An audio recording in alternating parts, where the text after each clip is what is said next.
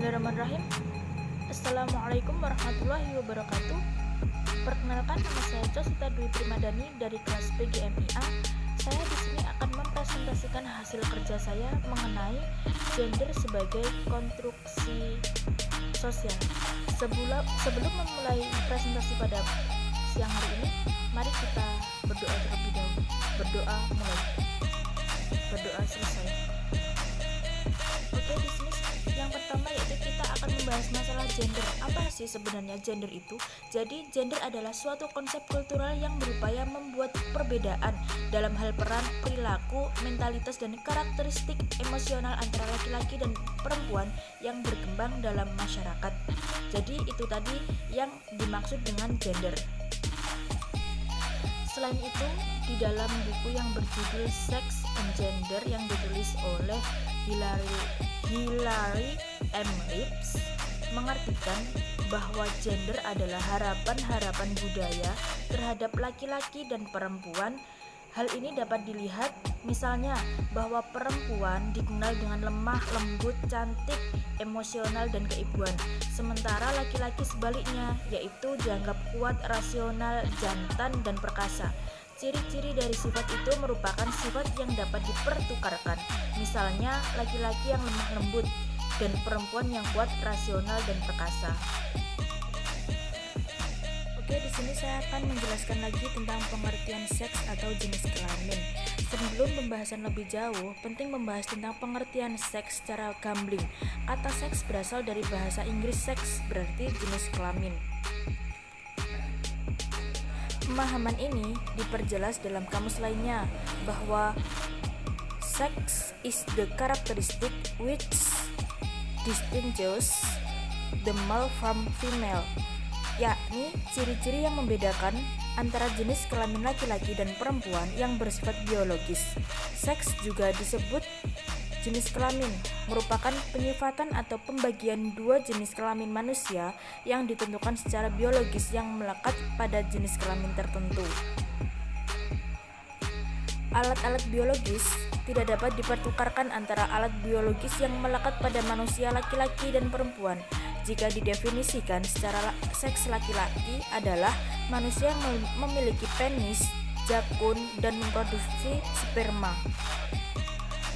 Sedangkan secara seks, perempuan adalah manusia yang memiliki alat reproduksi seperti rahim dan saluran untuk melahirkan, memproduksi telur, memiliki vagina, dan mempunyai alat menyusui. Hal tersebut adalah ketentuan biologis yang secara permanen tidak berubah dan tidak sering dikatakan sebagai ketentuan Tuhan atau kodrati.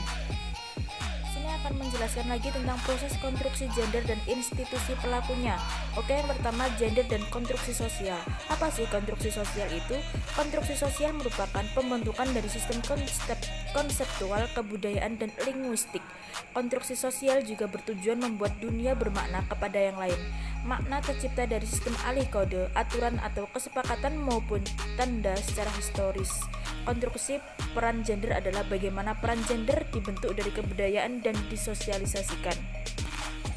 Kemudian, gender juga merupakan alat analisis yang baik untuk memahami persoalan diskriminasi terhadap kaum perempuan secara umum. Ditegaskan lagi bahwa gender adalah pembagian laki-laki dan perempuan yang dikonstruksi secara sosial dan budaya. Dan ternyata perbedaan gender antara laki-laki dan perempuan terjadi melalui proses yang panjang, melalui proses sosialisasi, penguatan, konstruksi, sosial, budaya, bahkan melalui kekuasaan negara juga. Oke, lanjut. Hubungan atau relasi antara jenis kelamin perempuan dan laki-laki atau relasi gender dipengaruhi oleh pandangan yang ada antara keduanya. Posisi perempuan maupun laki-laki sedemikian rupa dibangun dalam beragam level. Yang pertama yaitu di tingkat keluarga. Oke, di tingkat keluarga ini contohnya keluarga yang mendambakan anak laki-laki menyiapkan segala perlengkapan bayi yang belum lahir dengan warna biru sebagai warna tegas dan merah bila anaknya perempuan. Jadi itu tadi contoh di dalam tingkat keluarga. Kemudian yang kedua di tingkat sekolah atau pendidikan formal. Yang ketiga yaitu di tingkat masyarakat, kemudian di tingkat negara atau pemerintah. Itu dalam poin yang ketiga yaitu gender sebagai masalah sosial. Yang pertama yaitu teori konstruksi sosial. Bicara tentang konstruksi sosial tidak lepas dari pemikiran Peter L. Berge dan Thomas Lackman untuk memahami realitas dan upaya yang terkoordinasi dan mengikuti proses pertukaran yang pemikiran yang menjadi karakteristik manusia. Selanjutnya, Peter L. Berge dan Thomas Lackman mengatakan bahwa antara fenomena sosial dalam pemikiran dan tindakan sosial pada akhirnya muncul realitas sosial.